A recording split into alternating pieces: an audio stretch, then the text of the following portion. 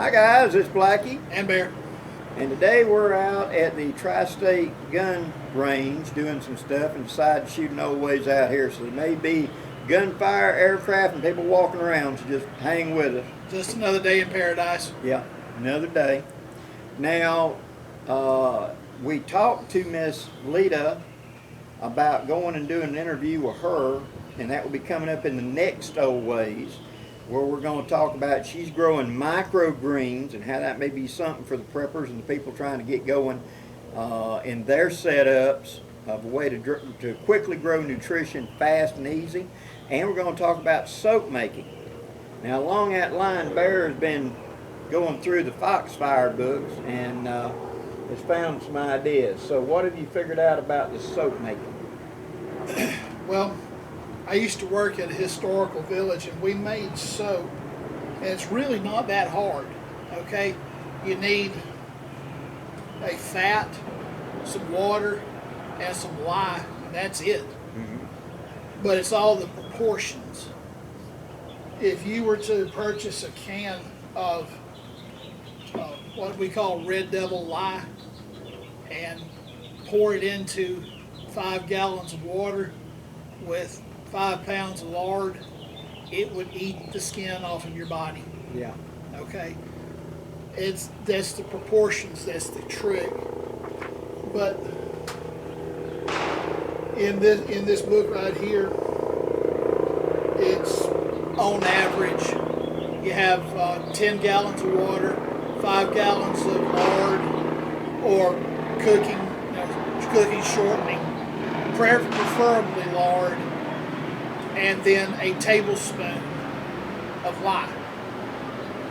And what you do, all you do is you get the water to a boil, you put your soap in and you melt it.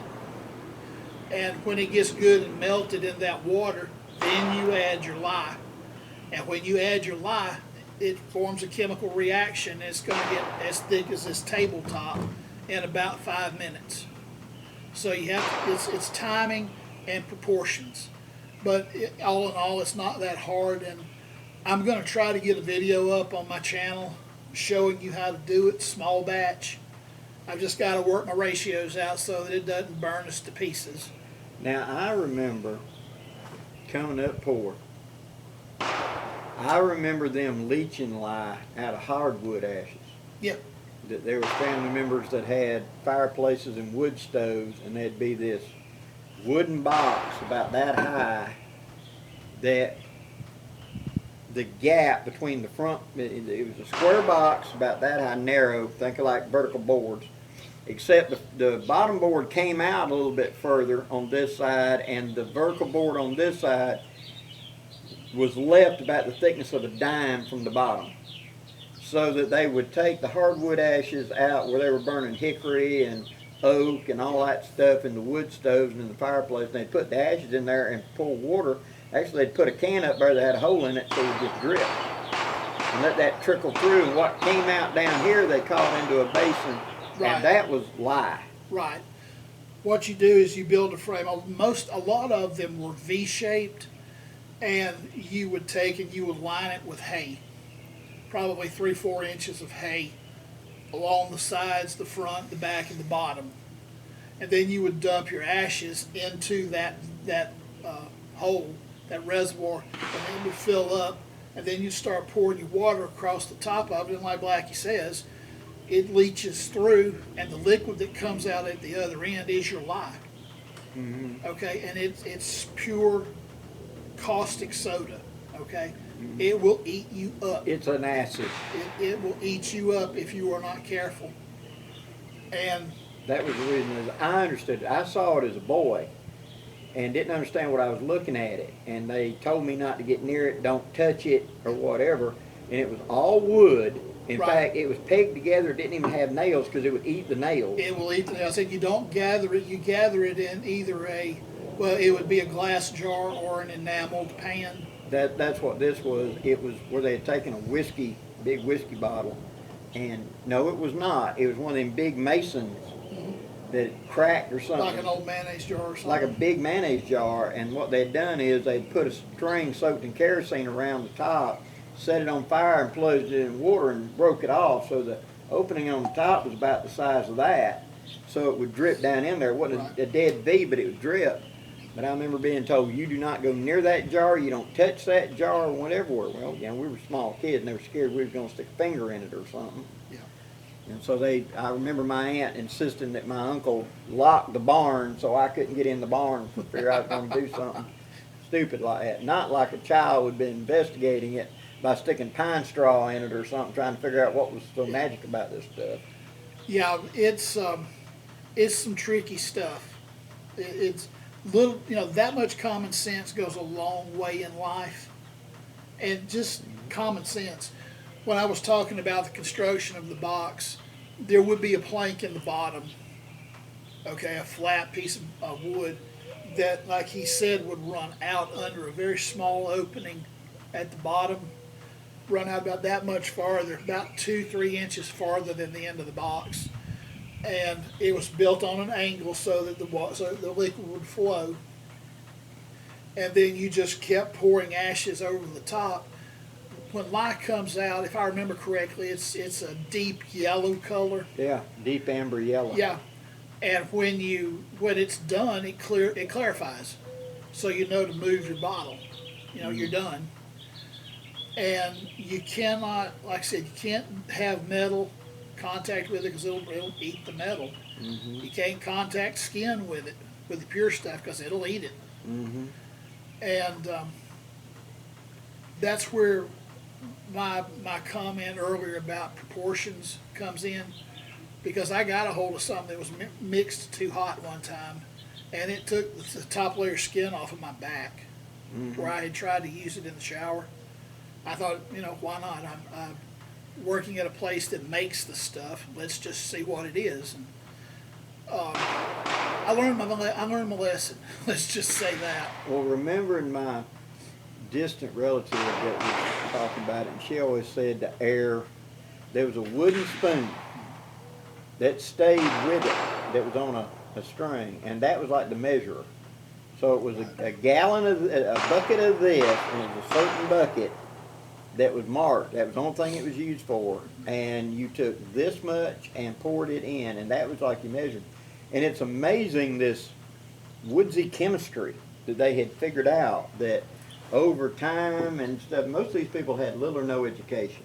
And so they'd been taught verbally and by watching for God knows how many generations. Yeah. And things like that about how to looking back today, you'd say that's chemistry. You know, but a person never spent a day in a schoolhouse, but they're sitting here handling acids and stuff like that and making a usable product at the end of it that, more importantly, is going to be used on their kids. So you know they're going to err on the light side. Their kids, their clothing, eat everything, their dishes. You know, it like I said, it was a delicate balance.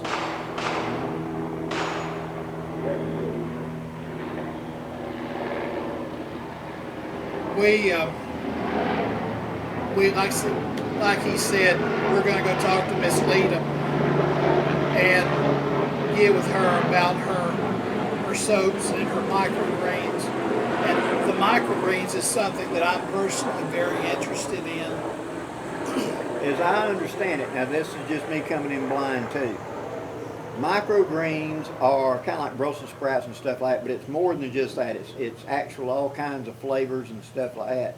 But it's something that is way more nutritious, a whole lot more power, so to speak. Yeah. And it grows in 7 to 10 days from the time you plant it. And the idea being is whenever you're trying to live off of game, fish, stuff like that, it would be that big nutritional boost. Yeah.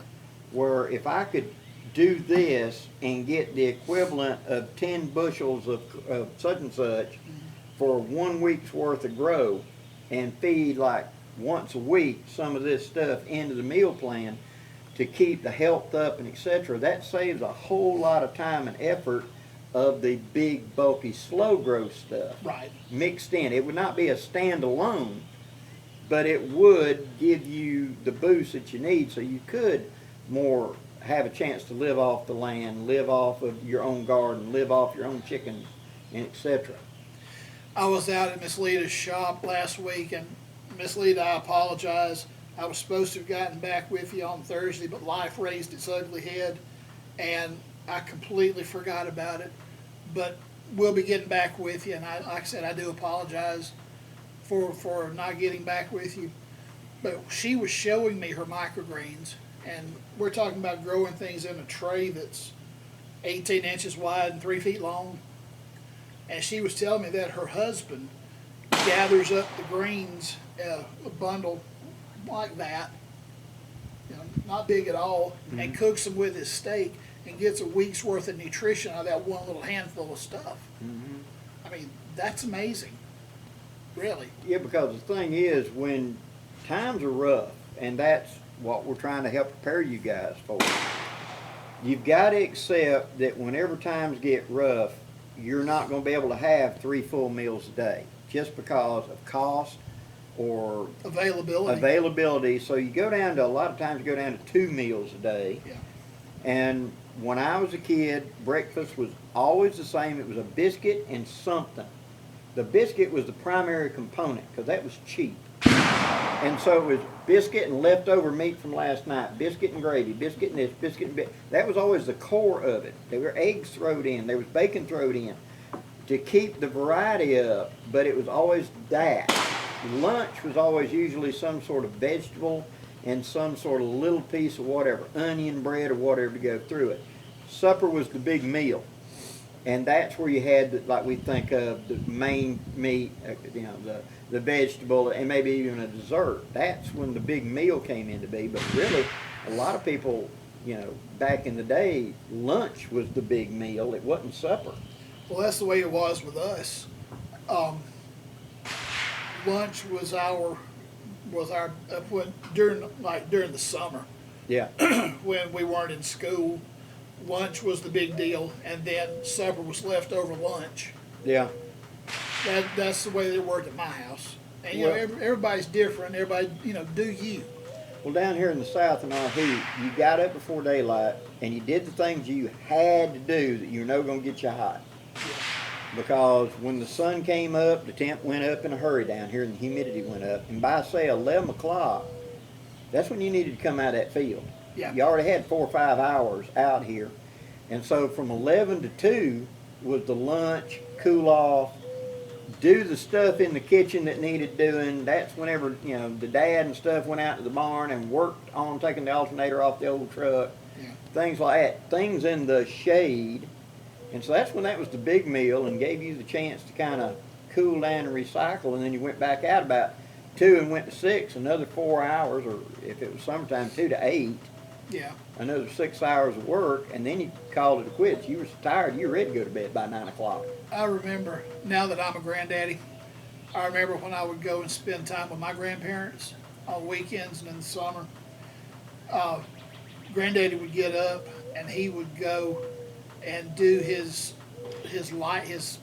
everyday routine early. Mm-hmm. And then, you know, that was checking on the cows, checking on the things that were in the barn that needed tending to, whatever little routine things that he did. He would get up around 4:30, and by 5 he was at work. And my grandmother would get up, she'd have him a cup of coffee ready to go. He would drink his coffee and he would go. And then he would come back about middle of the morning and she would have breakfast ready. And now for them, middle of the morning was like 7:30 or 8 o'clock. Yeah. He would come back and she would have his breakfast ready and he would eat a good hearty breakfast. And then he was gone until 11 o'clock or noon. And he would come in and, like Blackie's saying, kill time until 2 o'clock, you know, watch a baseball game on TV or something. Yeah. Read a book, whatever.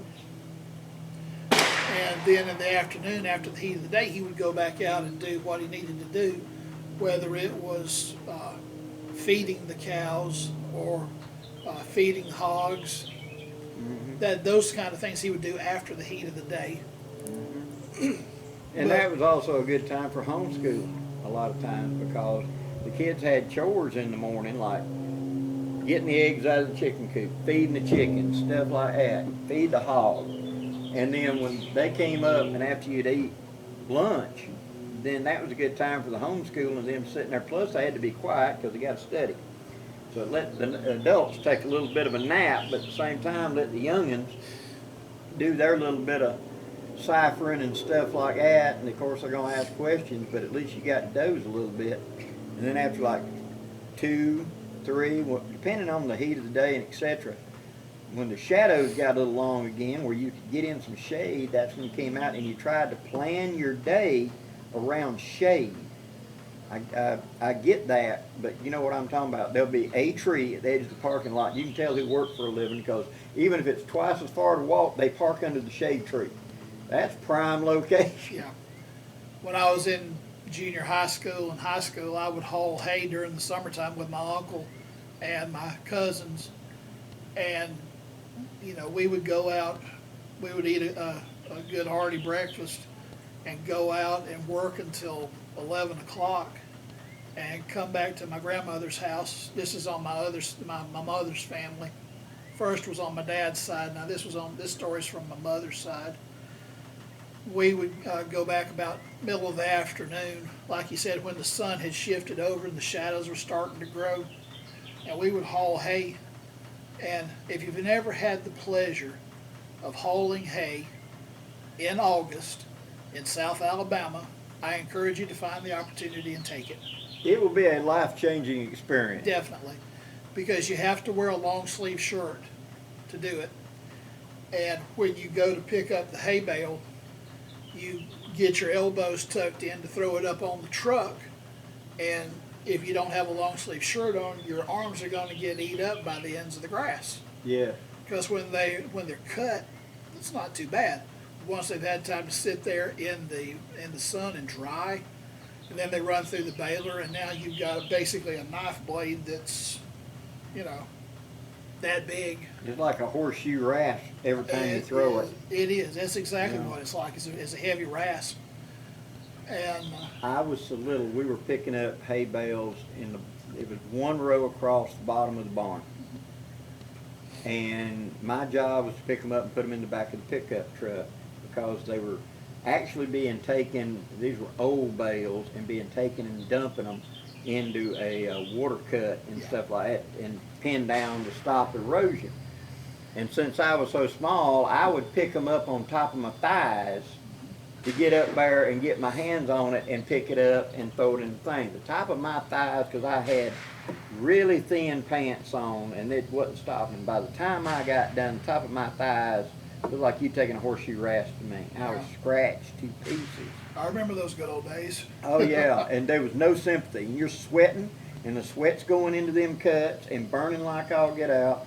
And your uncle and your granddaddy have no sympathy whatsoever. Come on, boy, grab it. Let's go. Let's go. Come on, let's go. Come on, boy. We got Keep going. We got things to do. Daylight. Burning daylight. We're on a time schedule here. Let's go. Let's go.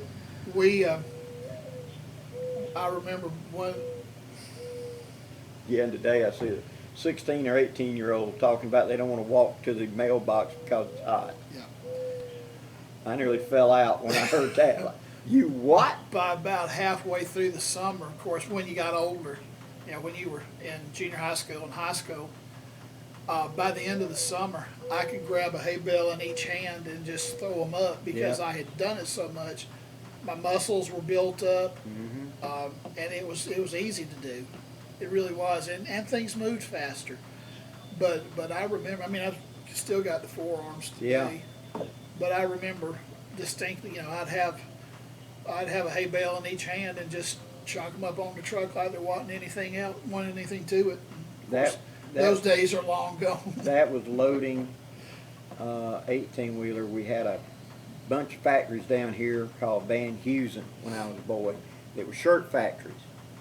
Yeah. And a case of shirts was 45 pounds, solid pack. And it was 480 cases made an 18-wheeler trailer. And my daddy would drop me off at the Van Heusen in Hartford, and he'd go to Geneva, and I would load the trailer in Hartford, and he'd load the trailer in Geneva. When he got done, he'd pull the trailer over and park it, then he'd run back to Hartford to pick up that trailer. And so here I am, 12 years old, and I weighed a grand total of 71 pounds. You didn't weigh more than that till about 3-4 years ago. I know, I was just that big around, but I was 71 pounds picking up 45-pound cases, and I was only 5'2" when I graduated high school. That ought to tell you something. And so I would have to take the top box, put it up on one knee, flip it up in the air, and throw it in the hole to put it in the top of that 10-foot high trailer. Yep. So far over my head. So the eye leveling down was pretty easy, but the getting on the top 3 rows was tough, and you had to be accurate and throw it. And I'd have to have 480 cases loaded in about 45 minutes to an hour. They just bring them to you on carts, and the guy would stand there, and you had to take them off and throw them, and he'd go. And so I was 12 years old loading trailers like that. I was a little bitty thing. I was roped by God. You know, I love them little city kids. You know, everybody wanted to play bully in high school and school because I was so little and I had big old buck teeth and called Blackie. Yeah, I had some picking at me. But if I ever got a hand on you and I clamped down, they didn't want to play with that. Right. Because I worked for a living. I had muscles. They didn't. Them was up back in the day. But anyway, next thing talk about. Now is the season, everything's coming in, and last, I don't know, 5, 6, 7, 8 videos ago, we had talked about there was a Canon video that we saw out of Russia or somewhere where she's taking tomatoes, called it Tomatoes in Snow. Remember that? And it was garlic and something, and she put them in and canned them whole tomatoes like that. Yeah. I think the only thing she did, I think, was boil them and take the skin off and then dump the whole thing into the jar. Or she may have done it with the skin on. She did with skin on. I remember she took them and it was garlic and something. I think it was like a teaspoon. Probably onions. It was like little pieces of garlic, onion. I think there was a teaspoon of vinegar in there. Yeah. And water, and she puts them in the jars and she wedges them in there tight, and it's full absolutely to the top. And she put the lid on and she put them in the heat and can them. She said they'll keep for up to a year. Well, my tomato plants are now bearing real good, and I want to try that. I've never tried, you know, I helped can coming up. I was the one that you sent hunting and to go to get the stuff. It was the ladies of the family that did most of the canning, which now Granddaddy and a lot of the old uncles, they helped too. Yeah. Especially at big canning time. They were running canners right along with them and toting the heavy stuff. But I want to see if I can do that, so if I can take my own tomatoes and preserve them so I can have them in January or something. Now, with a tomato with an acid food like tomato, you're not going to pressure can them. You're going to water bath them. Which is where you put them in a container and you fill the container up till there's about 2 inches of water above the top of the can. And then, I mean, you've got your lid on, you've got your ring, and they're finger tight. And then you bring it to a boil and you leave it there for X amount of time, and then take it off, cut the heat off, and let it cool off. And when you bring them out, they will pop and seal, and then you take your rings off and set them aside. But you don't pressure can a tomato. But you've got the setup for us to do this with a camera. Yes. And so I want us to try this here fairly soon, because I can have enough to make it worthwhile. I just want to try the skill out. Sure. And learn the skill, because times get tough. That would be a real asset, because I know how to grow tomatoes. And being able to grow tomatoes now to put them up from it. Now I remember it being done. You know, you walked into the pantry and there was the rows of fruits, there was the rows of vegetables, there was the rows of peas, butter beans, squash, all of that, and etc. So at any given time, you had probably 6 months worth of food sitting there. You've got to remember this now. Blackie made mention of the fact that we're helping. Our goal is to help you prepare for hard times. You got to remember, your average person consumes 1,000 pounds of food a year. Okay, this is not something that you can start on Monday and expect to be done by Wednesday. Yeah. This is something that you have to start in January doing, and you have to build each and every month. Well, I mean, you don't have to start in January as such, but it's going to take you a year to really get on top of to it. really get ahead of the curve. Because if you have a family of 4, you know, mom, dad, and 2 kids, that's 4,000 pounds of shelf 2 stable food. tons. Yeah, that's 2 tons of food. That's the reason them old people had them great big huge root cellars Yeah. and corn cribs, the bulk of storage of it. And like we've talked about before, I saw it as a rotational process because fresh stuff coming out of the field right now, peas, butter beans, stuff like that, would be picked, cleaned, and blanched and frozen. That went into your deep freezers. Your canned foods, and you'd use some of them out of. When the season is going all the way around, and say next year when it's about time for the growing season for peas, butter beans, all them peas and butter beans and stuff was brought out, and then they were canned. So they brought them out of the freezer, they were canned, they went in jars, and you ate out of jars, you know, and so there was a rotation of fresh, frozen, and canned, and constantly rotating all 3 of those. There are some states out west that shall remain nameless that are having rotating blackouts. Sorry. Go ahead. Excuse you. Anyway, in a rotating blackout, the problem you have with a freezer is if it's off more than a day or 2, you stand to lose your food that's in the freezer. Unless you immediately start canning it. Yeah. Mm-hmm. Or if you canned it in the first place. Mm-hmm. You can also jump to phase 2. There's a reason why a lot of the old timers had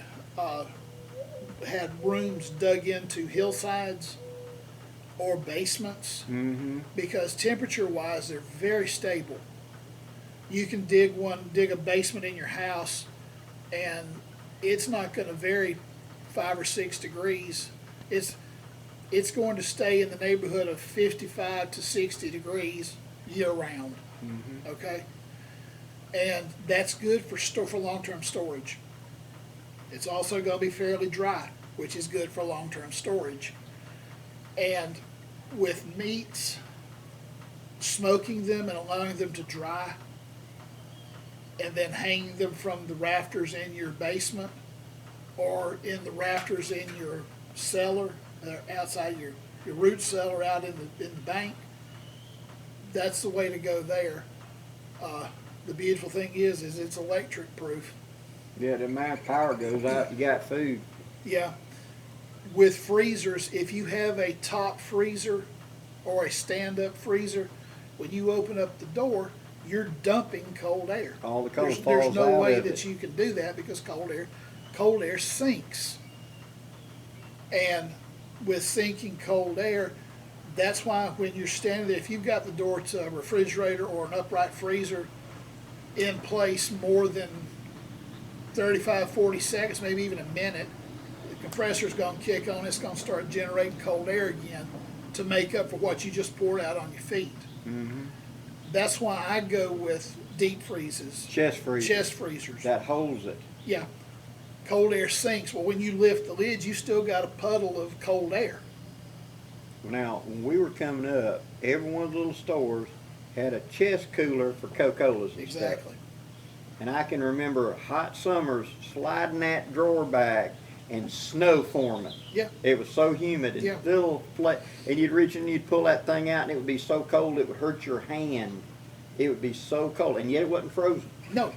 No. And we had my granddaddy and I had a tradition that we would, after we had gone and checked on the cows, we would go to a place called the Morris McCullough store in our hometown, and we would get a pack of crackers and a Dr. Pepper. Dr. Pepper was his drink. He loved a Dr. Pepper. And of course, because Granddaddy did, I did too. So we would go and we would buy our crackers and Dr. Pepper and talk to Mr. Bill that ran the store. And he was a fascinating story in his own right. But anyway, digress. Chest freezers. Chest freezers. They're good for about 72 hours without electricity. You might get a little more out of that. I get around it by keeping 3-gallon jugs of water in my freezers. By doing that, if I lose electricity, I've still got those 3 gallons of ice in And the freezer. with our modern battery backup and generator, I mean, Yeah. big like I got the Blue Eddy. If I realize my power's out and it's going to be out a little bit, and I've closed up my chest freezer, I don't open it. Once a day, I plug it up and let it run for 1 hour. I extend another day because I brought the coal back up, Right. and so I haven't lost anything. So after 2 days, I fired up for 1 hour. Well, that's added me another day. And then every day after that, I fired up for 1 hour. And you'll get a week, 2 weeks out of it then by keeping it cold. Now, don't open up and look. You know, that's, Oh, come on. I love that with us down here in the hurricanes. And I've told people, when you got a hurricane coming or a major storm coming, and you're expecting to lose power and power be off for several days, you go ahead and put your ice chest on the kitchen table. You go ahead and pull out all the lunch meat, all the drinking stuff, all the milk, all the stuff that go into the ice chest, and you ice them down. Anything left in the fridge is not quick grabs. And you close that door and you seal it up, and the power goes off, you don't open that door. It's good for 24 hours at least. Eat out of the ice chest. But how many of y'all got kids and you tell them, don't let, and they're opening the door and going, do we have any milk? I've been wondering about the milk. Do we have any milk? Do you think the milk's okay? Well, you might as well take all the food out now and start eating, because all the coals just fell out and there's nothing there. And move everything left in the fridge to the bottom shelves so that the coal sinks and stays there. But leave that door closed until at least 48 hours, because then, okay, it's time to use what it is. But you've transferred everything to your coolers. Everything left in there should be the long-term stuff, but we see this a lot down here in the South, because we're going to have a hurricane. Your power's going to be out 3, 4, 5 days, and or longer. And how many people talk about how they lost everything in the freezer and the fridge? And I said, did you take it out and put it in ice chest? No.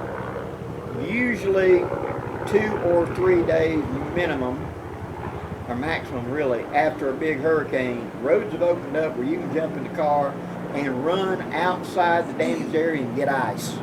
Yeah. You know, and bring ice back. As long as you're running your ice chest on your table, you're fine. You just add fresh ice.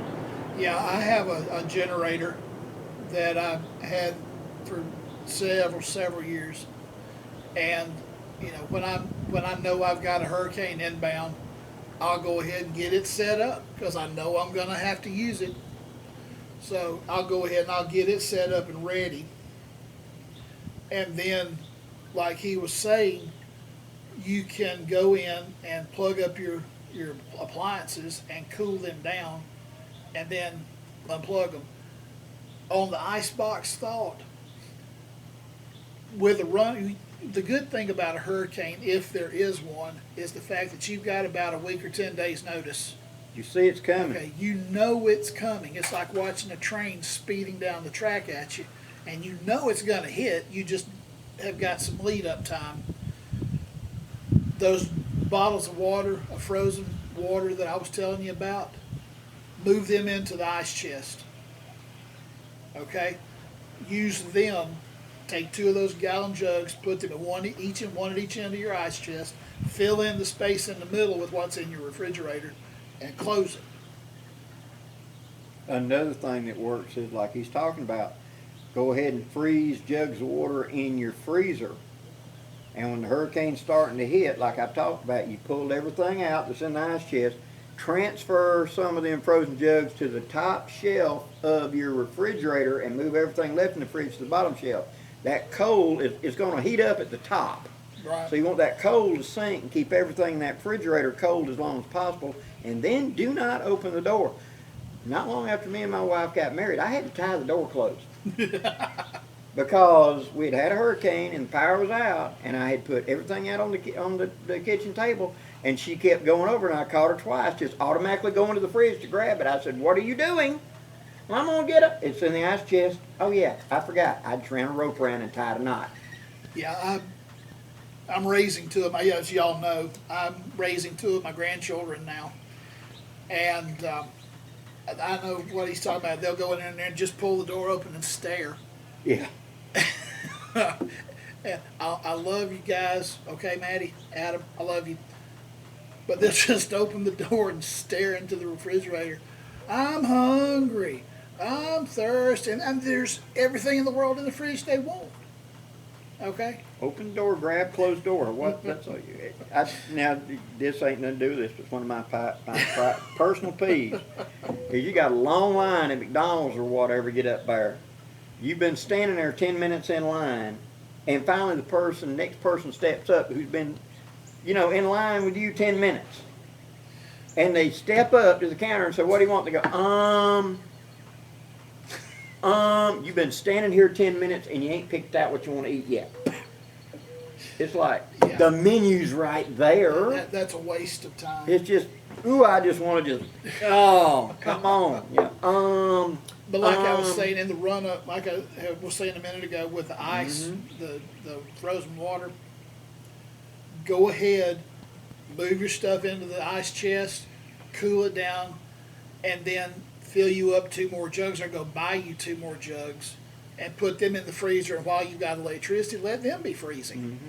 Now, you don't want one of those that's full to the top. Let it expand. Yeah, you got to leave some expansion room or you're going to split your bottle. What you want to do is, if you go to the store and you buy you some water, a gallon jug of water, pop the top, because you know you're going to be the one that did it. Drop about 3 fingers out of it. Yeah, pour you a glass of water, chug it, put the lid back on it, and set it in the freezer. And when that ice expands, it'll fill up that void and not split your jug. But yeah, it's rotation, and when you're done, when the ice finally does melt, you've got cold drinking water, which is unto itself a miracle when you don't have electricity. I told a friend of mine at one of the big storms we had a year or 2 ago, they had a Yeti cooler. And the coldest that ice is 32. However, if you put salt in the water, it can go down to 25. Yeah. And so that salt will actually let it get colder. And so he was talking about trying to keep stuff the longest. And I told him, you're going to have liquid ice to keep drinks cold, right? Yeah. Put about that much salt water in the bottom, set your drinks in, and fill it up with ice. The temperature will get so cold it'll freeze them. Or just as you fill it up with ice, sprinkle ice, what they call ice cream salt, Yep. over the top of it as you go. Put your layer of ice down, sprinkle some salt, put your layer of ice down, Drops sprinkle the some temp salt. down. It will. It will drop it down significantly. You may even have ice in your milk. Yeah, I've seen that too. I had a funny one. We did a marinade on a steak not long ago, and after we had marinated it, we put it in the freezer to freeze it. And that marinade must have an alcohol content because it never froze. So you got a frozen steak and a liquid bag of liquid flushing around. Yeah. And oh my God, did it thaw out? And I got looking at it and went, nope, it just won't freeze. So that was kind of funny, having a frozen solid as a rock steak with a liquid still flowing around it. So I haven't taken that out yet and cooked it yet. We're going to see how that flies.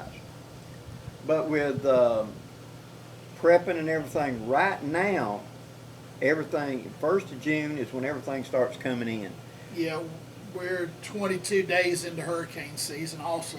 Right, and also now's the time, if you're going to be buying in bulk vegetables from fruit stands and stuff like that to freeze and put up, now's the time to be doing it. Because now's the time they're going to be coming in. The price in that first week or 2 is probably the highest it's going to be all year because everybody's rushing to get them. By the 1st of July, the price kind of levels out. And it's in August when the price goes back up because then everybody's gardens are starting to run dry and they're quitting for the year. And so if you're wanting to go buy a bag of peas, butter beans, or whatever, a 10-pound bag of squash, corn, whatever, to either can or just divide it into smaller units and freeze it, which is great, now's the time to be looking at it. And like we just spoke about a minute ago, my tomatoes is in now. I want to see about water bathing tomatoes and putting them up for us. I would love to have some of my tomatoes next January. I saw something interesting the other day on a video. where this woman was canning. She was canning vegetables. Mm-hmm. She lives in Ukraine, Mm-hmm. and she was canning vegetables, and she just had this flat lid that she put on her jars once she got them full. Mm-hmm. And she put them on a tray, put some wood ash on the bottom of the tray, and then set them in the tray, Mm-hmm. and then set the tray in her wood-fired oven Mm-hmm. and let them sit overnight. Mm-hmm. And it canned them. Mm-hmm. It actually Long, canned them. slow heat as opposed to high heat. Yeah, she just set them in there and shut the door and walked away, and came in back the next morning, and the jars were not hot, but as she pulled them out, you could hear them popping and sealing. And she had this really cool little thing that she put over the lid and peened it over. Mm-hmm. It was this thing that this little grinder Yeah. that she had that would take the edges of the lid and would fold them down around the top of the can. Yeah, their canning is one-time use for the lids. Yeah. So the jars are good multiple, but where we have the screw-on ring and the seal, they just have that. I've seen what you're talking about. It twists it down and then it crimps it down like a bottle cap would be. Exactly. It's bottle cap technology, but it works just as good. But I've often wondered about that. I have heard of it. To my knowledge, I have never seen it, but I have heard my aunt Nancy talking about slow canning, where it was something that was based on pilot light.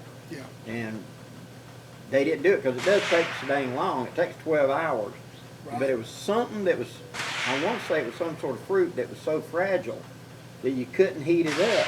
Right. It'd cook it. And there was something that they were doing. It was, she called it slow canning. And her and my aunt, which they shared a kitchen.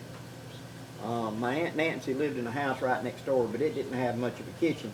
And then Nancy is, her brother is who the other aunt married to. So this is wife's kitchen and sister-in-law.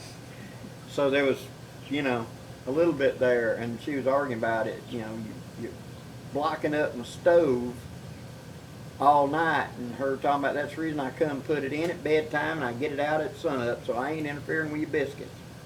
But it was slow canning, something like that, and it was really, really low, like 100 degrees, 110 degrees, something like that. I don't know what, I remember in the video, this woman had an active fire in the stove, in the oven, and it probably was several hundred degrees when And then she let it put, slowly and cool just let down. it soak down overnight. Yeah, it could be. I'd never seen that before. That was interesting.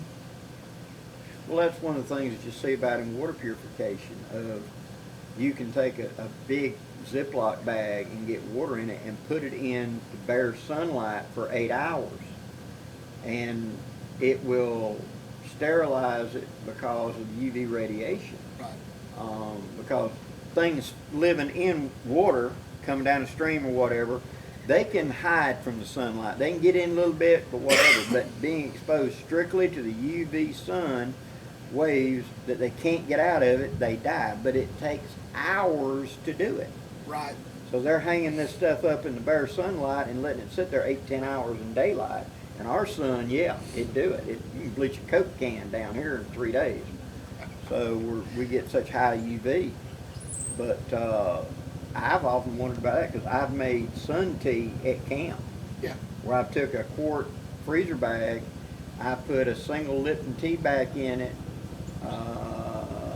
2 tablespoons of table sugar, and fill it up with water and shake it up real good and hung it up in bare sunlight and made sweet tea in camp in about 5 hours. Yeah. I've also done it where you take like an old pickle jar. Yeah. And with a screw-on lid, and you'll fill it up with water. And like you said, put however many tea bags you want in it, and just set it in the sun. Walk away, leave it alone all day long, and the natural convection set up in the water by the sun, warming the jar, will cause it to circulate and will fix you sun tea. Yeah. Does that work for sun coffee? It probably would. It probably would. Inquiring minds want to know. It probably would, especially if you use one of those, like a tea bag coffee pack, where you just drop it in there. I don't see why it wouldn't work, because it's going to do the same thing. And unlike the tea, you want it warm. So if I put that out in the bare sunlight in our sun, 7 o'clock in the morning, probably by lunchtime, you're going to have coffee. And it won't be just lukewarm, it'll be hot in that sun, especially if you put aluminum foil on the back side of it to help catch a little bit of sun. You can probably heat up coffee that way. That sounds like an experiment we ought to try. Make sun coffee. That would be pretty cool. That would be interesting. Yeah. We might have to patent it. Oh, yeah.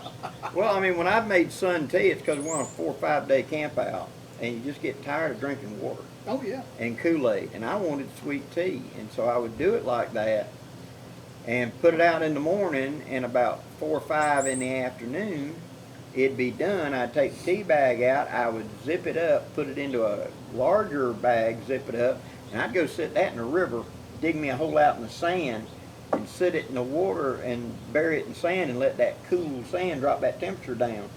And so supper I would have cold sweet tea. Everybody hated my guts because they're drinking, you know, tepid hot water. It's 102 degrees out here, and they're drinking tepid hot canteen cup, and I had cool light sweet tea.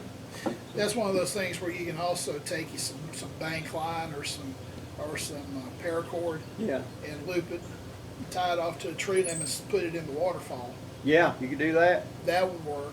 That would work too. Those are 2 more entries for the Blackbird cookbook. Yeah.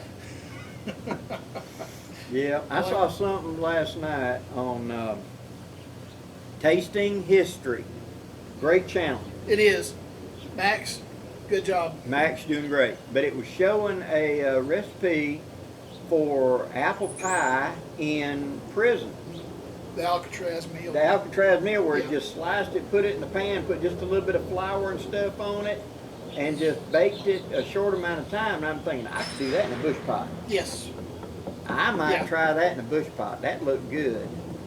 You know, not a whole lot of fluff and stuff with it. Could easily do that in the field. No. And yeah, try it. Yeah, the guy's name is Max Miller, and Tasting History is a really, really informative channel. Look him up. Do that. Look him up. Look him up. I mean, he's got a lot. He even has a recipe for hardtack that he has done a real good episode on, and a lot of other stuff. And he's talking about primitive cooking and stuff like that. Now, some of it is a little too involved for us, but like that, making this apple pie, Oh, that come on. looked easy. Give us 2 or 3 Dutch ovens. Oh, Dutch oven, We can yeah. do anything we set our But head to. I could take a Pathfinder skillet and put that apple and stuff in it and do exactly the same. Put the lid on with that rebated lid. Take a good hot fire, rake it out of the way, set it down, put me aluminum foil across the top, and then put coals on top of it. And I bet I could bake that thing in 30, 45 minutes. Easy. That way, Easy. and have it taste. He said it tastes kind of like apple pie pudding. Yeah. You ain't got to do a crust. You ain't got to, and that was the thing. I have done that, but rolling out and making a dough, rolling out and making a crust to line and then do it, and then you always tear it up, taking it out. I've done the chocolate pie. I've done all them stuff in the field, and I found it was just too time consuming, really. But this looked simple enough. All you needed was apple, a little bit of butter, and a little bit of flour, just like a big tablespoon of flour was Yeah. all. Maybe a pinch of cinnamon or nutmeg to go. Easily carried in a little spice set in the field. All I need is my skillet. And like I said, build a good fire, rake it out of the way, set it out there. And it's already got that rebated lid, but I'd cover it with aluminum foil just to make sure I didn't get any ash in around the side. And then put my coals back on top and give it 30, 45 minutes. I'm thinking we need to try that one time. See how that works. Let's don't do it in June. We're not doing any of this fancy cooking in summer, guys. Hang it up, you know. We learned our lesson. And in fact, at the time you see this on my channel, I'm going to do a video talking about a summer fire, where it's a trench fire to keep it from radiating heat back toward you. It's a greatly simplified Dakota hole mindset. That way I can cook but not have that radiant heat coming right back at me, because in our heat, our south, even though that time we were doing that biscuit, that was a small fire, and Oh, 10 yeah. feet away, we had sweat just rolling off of it. Yeah, I mean, the fire wasn't as big as anything, but it radiated like it was a forest fire. Because the heat, the humidity, and Yeah. our high UV radiation, it's just tagging along with And it. we were under oak trees Yeah. along a riverbank, and I mean, we were both pouring sweat 20 feet away. Yeah, we got that far away from it intentionally, and still, if you close your eyes, you can do like that and feel the heat coming off of it. Yeah, And it was a small fire. right. And so in doing the summer trench fire, it's the idea that you're going to dig down a trench about, say 6 inches wide, and make it about, not quite a foot deep, and make it about 2.5, 3 feet long. As you dig that dirt out, you take that dirt and you come back up here on either side in the middle and mound that up. That makes your depth higher. And then for that's where you put your, I'm going to put a grate, but you can put your platform and put your pot on it. Now when you sit on the ground right here cooking, that heat's coming straight up and not radiating back at you because there's dirt and stuff between you and it. And you want the wind coming the length of that. So I don't want the wind coming toward me or from me to it. I want it going this way and my trench cut in the same direction. So the smoke and stuff is going that way, just the heat coming straight up is going to do my cooking. But I'm relatively cool. That's when I'm not just heating something, I'm cooking. Where we've got fish, squirrel, and you got to cook in the dang heat of the summer. God, I mean, I can clearly remember a fish fry on the river in August. Oh, and that poor guy. What could possibly go wrong? Oh my God. Mr. Parker, he was dark, cold black, Mr. Parker. And he had gone along with the group of men that we were all doing. He was going to run the fish fry. And we had a great big old cauldron, and we were doing fish fries. And that, just because of his black skin, it was just rivers Sure. running.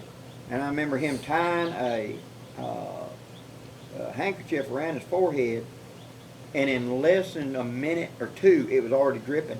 Where this poor man was just, he was just a river running out of him, and it was being near that fire, which he worked as a cook anyway. But still, I mean, I can in my mind still see that man. It was the most sweating I think I've ever seen a human being do. And he seemed okay with it because he did, you know, he worked in a big restaurant industrial thing and had cooked most of his life. But Yeah. he wanted fish, and the deal was he'd go with us and he'd cook, but he got fish out of it. And Sure. so everybody pitched in fish to him, and so when we got the end of it, he had a nice chest full of clean fish ready to go for his family. Right. So he would cook for us if we would catch fish for him. Deal. Come on, because we didn't want to get near that fire. Oh, I remember my granddaddy say, when he come up and he talked about it, he knew we were going. And he said, was we going to be going tomorrow? And I said, yes, we're going to leave out at right before first light. And he said, can I go with you? I'll make a deal with you. I don't care nothing about fishing, but I like to eat fish. And if you'll let me go with you, I'll cook. In exchange, I get fish. And before anybody else say a word, my granddaddy stuck his hand out. Deal. Deal. And he went with us, and he rode along on the boat. And on the John boat, that was one time I got stuck on the John boat instead of having the little bitty boat to fish. We got up there at noontime and did a fish fry for us, and everybody's cleaning each other's fish and putting them in coolers. And we put a thing in, he had a full ice chest full of bass, brim, and shell cracker and cat to go home with. It was worth it. Back in the day when you could exchange your labor for something. By the way, that sounds like a past old ways. Barter. Barter. You know, I've done that. I've done that a lot. Yeah. Any deal that both parties can walk away from and both feel good about it, that's a good deal. That's a good barter. Yeah. And especially something that you don't care nothing, it's not a big deal for you because you're used to it. I have butchered hogs. I never cared to butcher another hog in my life. It was just so much work to me. So much scraping and so much. So if somebody's willing to trade this for a hog, deal. I will be happy to be the cook. If you're willing to provide me a hog, I'll be happy to be the cook. And no problem. Well, here I was going to talk to you about helping me prepare one. Brother, I'll run the camera, but I have done my time in that blood, guts, and gore, and I have no desire. You got two great big strong sons, you can put them out there. And you got grandyoungins. Absolutely. I was that size whenever I was helping. And but it's one of them things where I don't mind fishing, I'll clean fish, I'll do all that stuff. I just don't care nothing about cleaning the big game anymore because I've done it so much. You know, it's just God. So times get rough, you might have to go back to it. Well, I was thinking while he was talking, one of my goals is to get as far off the grid as I can. That would be like the smokehouse, root cellar, things like that. Things that I don't have to rely on the grid. You know, I love my cell phone. I don't have TV anymore. I took that out a couple of years ago and saved myself about $500 a month. This year is 10 years we haven't had a TV. We got rid of ours in 2013. Yeah, I got rid of mine about two years ago. For the first month or so, it was tough. We have not missed it. Anything that I need to know is available right here. Yeah, that's what I do. I just look at videos on the internet. If there's some big topic, some big news story, believe me, it's on the internet. You know, some big political thing has happened. Trust me, it's on the internet. Or rescue missions. Or rescue missions. Yeah, that was a brilliant idea. My question was, what did they have against the Clintons? Yeah. There, you know, as we filmed this, there's a submarine down in the Atlantic Ocean, a tourist submarine, 13,000 feet down. What could possibly go wrong? Yeah. So they're trying to rescue them, and we hope that they can. I hope they come back alive and safe, but you paid $250,000 to go down in a cement mixer with a window in it. Yeah. Okay. You know, it's like the people that every space rocket we tried to launch blew up until the one that Glenn got on and went up. So the ones they had tested like 2 weeks before blew up, and yet he still got in. So until they make it where you're putting your grandkids on it, I'm not interested in riding this puppy. The Atlas that they launched Shepard. Yeah. That started off as a nuclear intercontinental ballistic missile. Yeah, that was just it. They kept blowing them up and they kept learning, and I understand that, and I understand the adventure, and I understand all that. But at the same time, there are certain things in life that just don't make a lot of sense. You know, I understand the guy that's got the flying squirrel suit that he can do all the parachuting and everything, and so the stunt of him jumping out of a plane without a parachute to land in a net. Yeah. Okay. Yeah. I'm sure they worked that out 1,000 different ways to Sunday. But there's one way it goes right and 200 ways it goes wrong. And that ain't the way I want to be remembered, is the time that I decided to see, could I use a BUSHPOT as a parachute? That didn't work. Yeah. Don't be the guy that's the reason for the safety meeting. Yeah, you don't want to be the safety meeting guy at all. Yeah. So. But coming up, we're going to do some of these things. We keep talking about it. We will get around to them. You know, preserving meat, canning vegetables, baking, things like that. We're working in the blacksmith shop, woodworking. Those things we will get to in time. Right now, the priority for us in these old ways and in our individual channels is to prepare you to survive hard times. Blacksmithing is a whole lot of fun, and it's very therapeutic. You can heat up a piece of steel and beat the snot out of it, and it doesn't care. All right, you can vent with that. You can vent with wood carving, okay? But it's not going to feed you. It's not going to put food in your kid's belly when they really need it.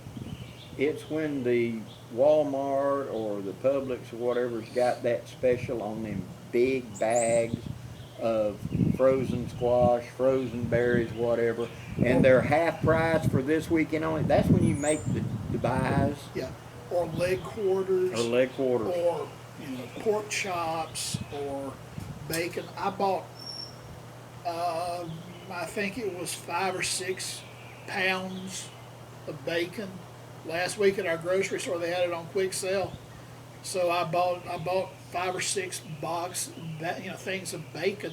They weighed about a pound a piece, and I paid about $5 for it. After Father's Day, there are a lot of steaks left over, Yeah. depending on where you're at. Yeah. Our local Walmart put out heavy for Father's Day, and then the ones that didn't sell, they priced them down to thin them out. So that's when I went in and I picked up 8 or 10 steaks Yeah. at about right at half price, Yeah. That's when you do that. and put them in the freezer right now. Timing. Timing. 4th of July, 4th of July is coming. After 4th of July, that's when those big mayonnaises, those big ketchups, the big condiments are going to get priced down, because you're not doing the big, huge picnics. What we've done for a long time is we buy one of the big mayonnaise jars, and we take a small squeeze mayonnaise, and I dip out of the big one to fill the little one, and that's what's in the door is the little one. The big one's in the back bottom of the fridge, and so we get like 3 months worth of mayonnaise for $3 or so, as opposed to $3 for one bottle. Yeah. That's when you should be looking at that. After Christmas, turkeys. Or Thanksgiving. Well, usually they hold on to them after Thanksgiving, because you're still going to have the Christmas meal. True. But after New Year's, turkeys go down in price. That's when you go pick up a turkey breast or an actual turkey that you're going to put in the deep freeze and have for next year. Chickens like that, you have seasonal highs and lows of them. If you just start paying attention to the holiday and what's the number one thing, well, what's going to happen 4th of July? Hot dogs, hamburgers, classic. So you're going to see hot dogs that didn't sell going to get marked down. That's the time to grab some, put in the freezer. Right. Or to do something. Could you can hot dogs? I don't think you could. They're sausages. Yeah, you can them, but you'd have to water bath them, because if you put them under pressure, they're going to go. Yep, true. But I was just thinking about that. I know you can can hamburger meat. Oh yeah, And I've done it. Now, I made mention to him when we were go back. It was actually Always One, or it might have been one of the videos we did prior to Always One. We're talking about canning. We're talking about hard times. I learned the hard way not to raw pack ground beef. Okay? When you put your seasoning in the jar, when you put your meat in on top of it and you stick it in the pressure canner, it becomes meatloaf. And you can eat it. It's delicious, but you have to eat it out of the jar. You have to scrape it out of the jar to eat it. If you will brown your ground beef before you put it in the jar, don't season it, just put it in there, then add your seasonings that you want. It will stay crumbled, and you can pressure can it and put it up, and then when you want it, you can just make spaghetti sauce or whatever you want out of it. Which now we've taken pre-ground up crumbled hamburger meat like that before. We've added egg and cornmeal and Makes a decent patty. Make a patty out of it, Yeah. and fried it before. We've done that. Stuff like there's all kinds of recipes if you just start digging. But like I said, when it's available and it's cheap, that's when you make the big buy to add to your larder. So you build up a little bit. We went through and we've cleaned out, we remodeled my kitchen. We've got rid of all the stuff we had, because a lot of stuff we hadn't eat over time, and I was going through and I was finding canning stuff from 2013 that we just never dug to the back of the shelf. Yeah, I for a filler job between 2 really good ones, I worked at a grocery store, and one of my jobs was to work the freezers and the dairy section, and I was cleaning out the frozen pizzas and the frozen hamburger patties and stuff. I found things from 2007. Yeah. And this was like 2019. Yeah. And, really? This is part of the family now. You can't get rid of it. I mean, come on. I threw away 100. I threw away like 2 grocery carts full of stuff that was no fresher than 6 years old. Yeah. Which is sad. Yeah. But that actually happens a lot. A lot of stuff gets mismarked. A lot of stuff just sits there and doesn't sell. yeah, and then it gets pushed to the back. Gets pushed to the back. You and get a young kid stocking and he doesn't pull it forward and pack behind it.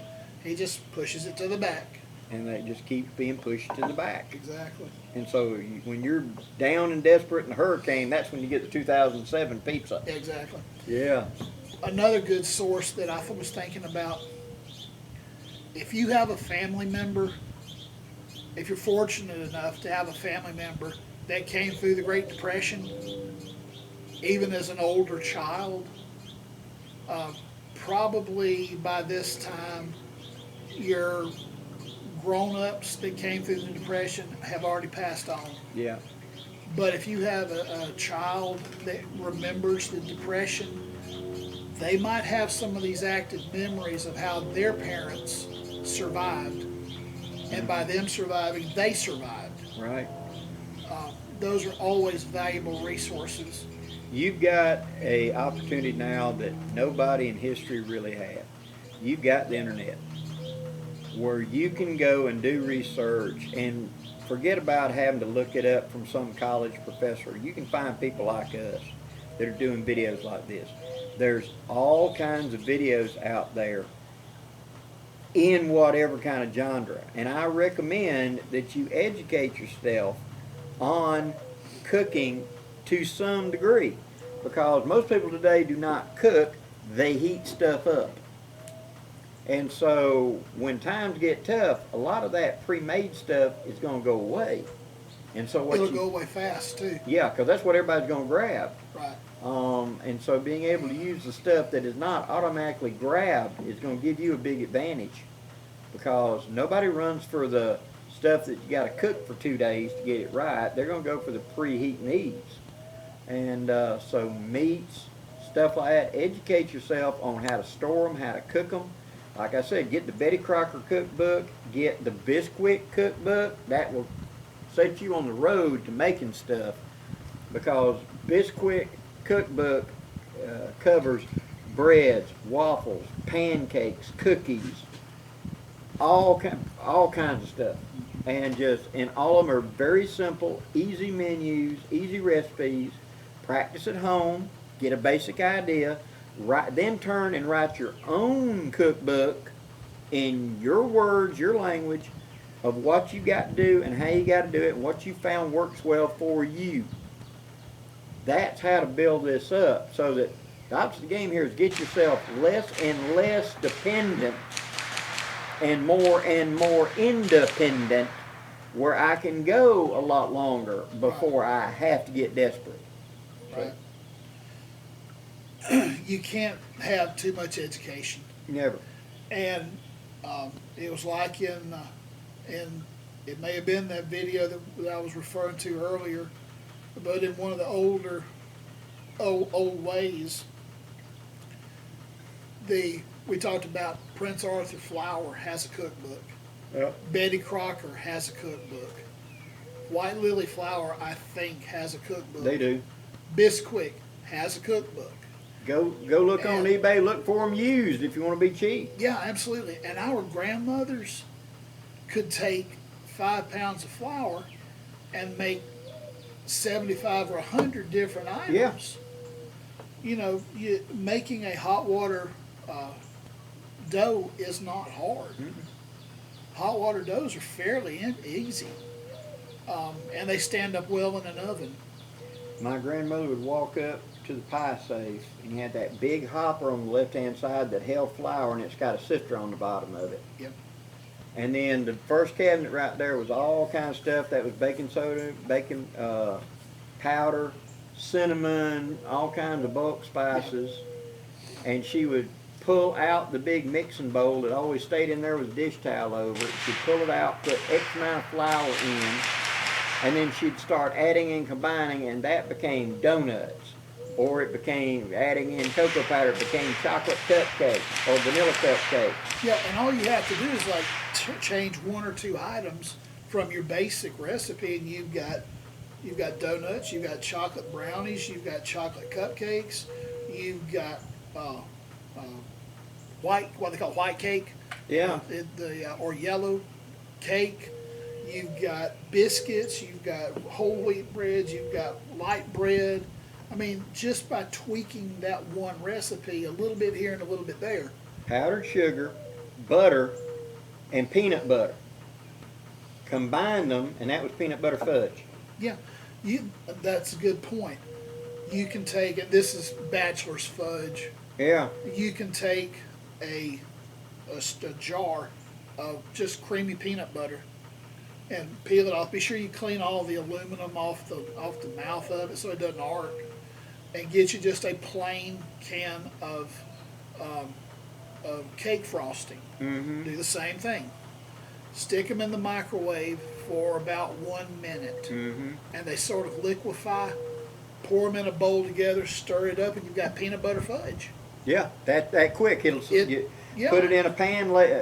What we would do is put wax paper down, pour the fudge into the square baking pan, put another piece on top, and slide it in the refrigerator. In 45 minutes, you had cut it up and eat it fudge. Yeah, and with the peanut butter fudge, I don't understand the chemistry of it, but you can spread it out in your pan, and go to throw your trash away and come back and cut it. Yeah. It will solidify literally within 3 to 5 minutes. Yeah. But I like his idea of cooling it down. That was his thing. It was a quick treat, and that was the idea. You can find, it's far easier to find the meat and vegetables than it is the sweets. And your meals become real monotonous because you're getting 50 or 100 pound sacks of rice, a 50 pound sack of potatoes, trying to get through the hard times. And your meals become monotonous unless you learn to do these tricks of how to make peanut butter fudge, how to make chocolate cake or chocolate cupcakes, or like, I've talked about in the past, you take a given size little skillet and you take, like, let's say blueberry pancake mix, add just a little bit more sugar to it. You pour so it just covers the bottom of that skillet, and you make a pancake the size of that skillet. And then you take it off and you lay it over here on a sheet of aluminum foil, and you make another, and you make another, and make another, till you got about like 8 or 9 of them. Then you put that piece of aluminum foil, you put one down, you put a layer of cream cheese icing, you put another one, cream cheese icing, you put another, and you do the whole thing, and then you add blueberries to the top, and it's blueberry cake. You make the thing in 30 minutes without having an oven. You can do it in a skillet. But all it is pancakes. Why do we call it a pancake? Because it's a cake dough that we're going to fry instead of bake. Exactly. We're getting way down rabbit trails, and because we're getting hungry, dang it. I'm going to pull up the brake on this one. Yeah, sounds good. Because we've covered a lot of ground and left a lot of open opportunities here. This is going to be fun. Mm-hmm. We're going to try. Like I said, y'all be patient with us. We are trying to live life and provide videos for y'all, and it's a boatload of fun. It's more fun than a barrel full of drunken monkeys. Yep. But we've got a lot of good ideas coming down the pike, and we're going to make it happen. It may take us time to. I mean, we may have material right here for Old Wayz 96. Who knows? Because we've covered a lot of ground. Well, guys, thank you for watching, and there'll be more Old Wayz coming up. So till next time, I'm Blackie. And Bear. Wishing you safe journeys. Have a great day, guys.